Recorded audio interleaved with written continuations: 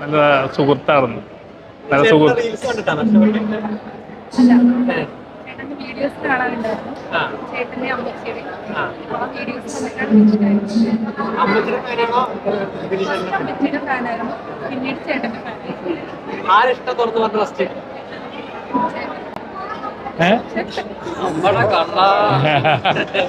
ഞാനാണ് ഇഷ്ടം തോന്നുന്നു. ആ സാഹചര്യം എന്ന് പറയാമോ? സാഹചര്യം എന്ന് വെച്ചിട്ടുണ്ടെങ്കിൽ അടിവയറ്റില് മഞ്ഞ് കൂടെ ഇല്ല, അങ്ങനെയൊന്നുമില്ല. എനിക്ക് കല്യാണം കഴിക്കാണ്ട് ഞാനും മനസ്സുകൊണ്ട് ആഗ്രഹിച്ചിട്ടില്ല. ഈ താരനല്ലട്ടാ, അല്ലാതെ ഞാൻ പറഞ്ഞല്ലേ ഒരുപാട് നാള് അമ്മച്ചി എൻ്റെ കല്യാണം ആഗ്രഹിച്ച്.